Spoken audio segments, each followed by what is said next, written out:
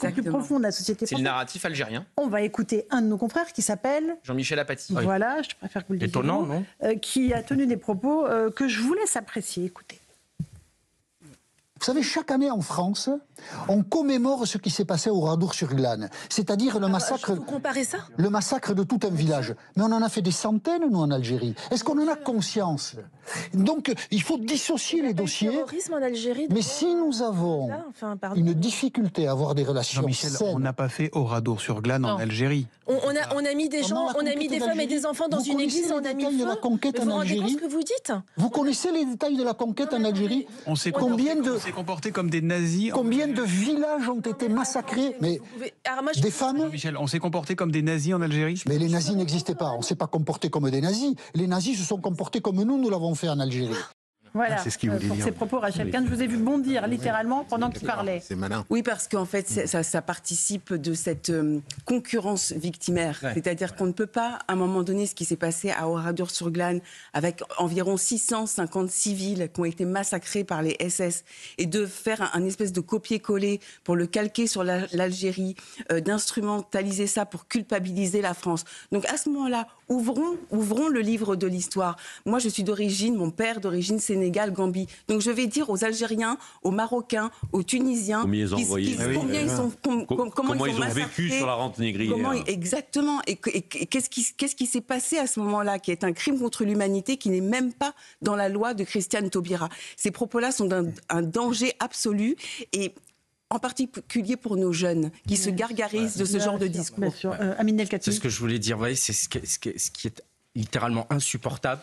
C'est l'archétype même de l'élite qui est à l'abri, qui s'est mise bien à l'abri, qui probablement a mis ses enfants à l'abri et qui leur a offert, et tant mieux pour eux, et qui leur a offert les meilleures conditions pour pouvoir réussir leur vie, et qui va assommer de discours victimaires des petits gamins auxquels on explique que la France ne les aime pas, que leur place n'est pas dans ce pays, qu'au nom du passé colonial, on a maltraité leurs grands-parents, etc., etc. Et donc on assomme de discours victimaires ces gamins et on crée chez eux un ressentiment à l'égard de la France au lieu de leur dire de se battre, qu'on va les aider, qu'on va faire en sorte qu'ils puissent réussir. Voilà. Alexandre Mandel. C'est un copier-coller aussi de ce qui se dit aux États-Unis très souvent dans la gauche américaine sur l'esclavage aux États-Unis, sur les gens qui finissent d'ailleurs par demander réparation. Et c'est peut-être d'ailleurs ce qui pend au nez de la France. C'est qu'on finira peut-être par payer des réparations, non seulement aux Algériens en Algérie, mais aux descendants d'Algériens chez nous. Alors, c'est vrai que lorsqu'il y a eu les guerres coloniales, il n'y a pas eu des choses belles qui ont été faites ici comme ailleurs. Mais de là à comparer, les nazis, c'est effectivement Oradour-sur-Glane, mais c'est les millions de morts dans les camps de concentration.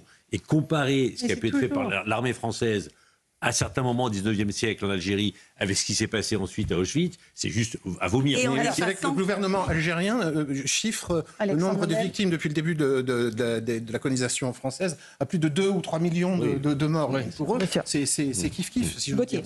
C'est rigoureusement la même chose. Jean-Michel Apathy est un représentant médiatique de l'extrême gauche. Il devrait rendre sa carte de presse et prendre sa carte à la France Insoumise. Ça serait plus rapide, puisque là, il reprend ce que fait la France Insoumise depuis plusieurs semaines, c'est-à-dire de reprendre le narratif algérien. Puisque pourquoi il y avait un débat ce matin sur RTL pour parler de l'Algérie, évidemment après ce qui s'est passé à Mulhouse et la vaine tentative de la France à 10 reprises de renvoyer cet Algérien chez lui. Et donc au lieu de parler de ça, Jean-Michel Apathy, il met la focale sur le passé douloureux entre la France et l'Algérie. Et c'est ce que fait sans cesse le régime algérien. Comme ça, on ne parle pas des OQTF, on ne parle pas des influenceurs, on ne parle pas de Boualem Sansal. C'est le narratif algérien. Il reprend l'argumentaire algérien. C'est une manière de tuer le débat, d'empêcher le débat sur ce qui se passe aujourd'hui et ce qui se passera demain, en reparlant sans cesse du passé qui est très douloureux entre nos deux pays. Et pourquoi Oradour-sur-Glane? Eh ben c'est en plus ça, voilà. Donc ça va,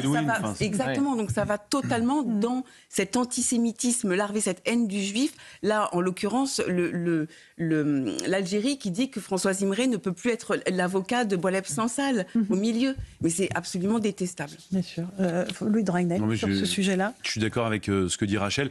Et puis par ailleurs, c'est une contre-vérité historique totale. Alors je sais que c'est le tabou absolu en Algérie, mais quand on regarde par exemple le patrimoine historique, quand on regarde la construction de l'État algérien, de fait, c'est un héritage français, le système de santé, même le fonctionnement de l'armée.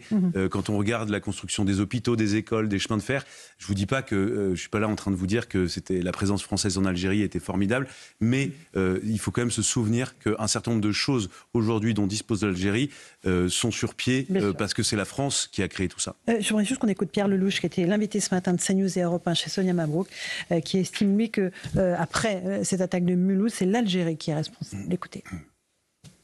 J'inviterais le Quai d'Orsay à être un peu plus imaginatif et peut-être à mettre en cause la responsabilité de l'État algérien devant la Cour internationale de justice, car quand vous ne récupérez pas vos concitoyens condamnés chez le voisin... Vous êtes responsable ? On devrait demander un principe de responsabilité. Vous savez qu'en droit international, il existe une jurisprudence qui dit qu'un État qui commet des dommages environnementaux chez le voisin est responsable.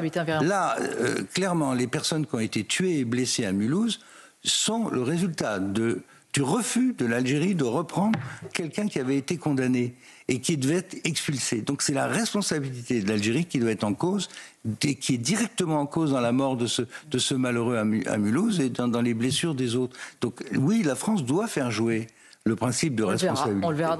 François Pupponi, juridiquement, c'est très compliqué, mais effectivement, on peut imaginer qu'une plainte soit déposée contre le gouvernement algérien pour responsabilité. Alors, juridiquement, attention, comme ça se passe, mais formellement, cet individu, il devrait être expulsé, ne devait plus être en France, il a tué un Français. Portugais, mais des policiers municipaux français. Donc, la question, elle se pose maintenant. Et je suis convaincu que, moi, je serai à la place des familles, c'est ce que j'essaierai de faire. Je répète, c'est compliqué, mais en tout cas, la responsabilité est évidente. Moi, ce qui me gêne dans cette histoire, c'est qu'en fait, on n'affronte pas le problème de face. À chaque fois, on cherche des voies périphériques pour essayer de se faire respecter par l'Algérie. Le problème de fond, c'est juste un rapport entre Emmanuel Macron et le président algérien. Point barre, c'est tout. Alors après, je serai les familles, je ferai évidemment ça, mais c'est un acte de faiblesse et les Algériens continueraient de ricaner quand vous connaissez en plus le... Je suis désolé, mais l'État de pouvoir en Algérien... Parce que faisons la différence entre le pouvoir algérien et le peuple algérien. Le nombre de jeunes Algériens qui veulent venir dans notre pays... Bien sûr, et l'illustration de ça. Et vous avez raison. On écoute Manon Aubry, députée européenne de la France Insoumise. Elle s'est exprimée aujourd'hui au Salon de l'Agriculture à propos de l'Algérie. Écoutez ce qu'elle dit. La méthode du rapport de force, c'est ce qui a été largement testé par le gouvernement français depuis un certain nombre de semaines et avec le succès qu'on connaît.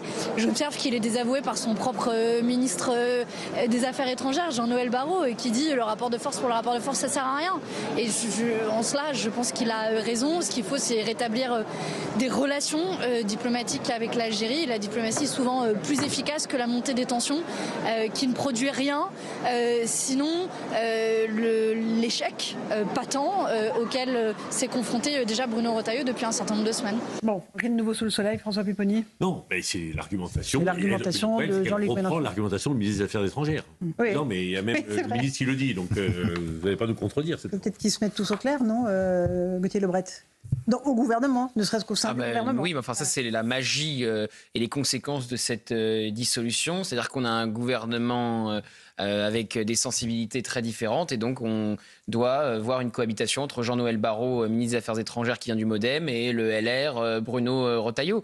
Mais encore une fois, Jean-Noël Barrot, il répond à l'Élysée. C'est un proche d'Emmanuel Macron. C'est lui qui a insisté pour le garder au Quai d'Orsay. Donc, au bout d'un moment, si Emmanuel Macron appuie sur un bouton et dit « go, on y va », on gèle les avoirs, on bloque les transferts de fonds, on interdit à l'élite de ces pays de se faire soigner en France, on arrête les visas consulaires, etc.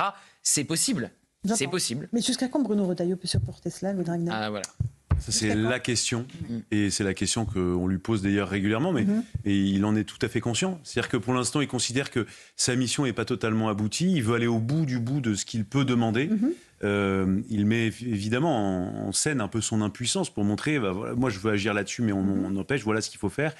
Mais évidemment, je pense qu'il y a un moment, peut-être que l'opinion publique aussi dira, bon, écoutez, monsieur Retailleau, on voit que vous avez essayé. Mais à chaque fois qu'on pose la question aux Français, il faut plus de fermeté. Ils disent oui, donc l'opinion publique, elle s'est déjà exprimée. Oui, bien sûr, mais la question pour Bruno Retailleau, quand même, c'est un moment où il aura fait un peu le tour de tout ce qu'il peut dire, de tout ce qu'il peut dénoncer. Les gens lui diront, et quand on le connaît un petit peu, Bruno Retailleau, c'est quelqu'un qui est obsédé par les résultats et par l'action.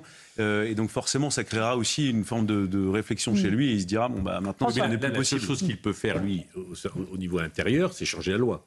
c'est de la faire changer. Mais le problème, mais avec quelle majorité qui peut voter Voilà, c'est bien le sujet. Donc à un moment, s'il ne propose pas cela pour garder les gens un peu plus, soit en rétention administrative, soit carrément en prison ou en hôpital psychiatrique pour des psychopathes comme ça, il fera preuve d'impuissance. Il ne peut faire que ça. Je pense qu'il va finir par le proposer assez rapidement. D'ailleurs, c'est ce qui est un peu dit, y compris par certains députés ou sénateurs. Mais s'il ne fait pas ça, il fera le constat de l'impuissance en disant je ne peux pas rester. Monsieur Alexandre Mandel, Donald Trump a fait une méthode très radicale là-dessus, sur l'expulsion des migrants clandestins. Oui, mais ça aurait pu coincer, parce qu'il y a aussi des pays qui refusent à Donald Trump leurs ressortissants en disant c'est pas mon problème. Oui, mais Oui, mais il a des accords en même temps. Il est notamment avec le Mexique. Il a fait notamment avec le Mexique qui récupère notamment les expulsés vénézuéliens. Et nous, on n'a pas cette carte à jouer. On ne peut pas dire au Maroc vous êtes sympa, vous nous. Oui, ça c'est pour autre chose. Guantanamo, c'est pour les criminels. Je parlais vraiment des expulsés, des gens qui avaient dépassé leur visa, etc., qui étaient là sur place. Donc il est confronté à un certain nombre. Mais il a ce fameux accord au Mexique, mais qui est susceptible aussi d'exploser du fait de la hausse des droits de douane. Parce que les Mexicains disent si vous nous augmentez les droits de douane, vos expulsés vénézuéliens, vous les gardez. Donc,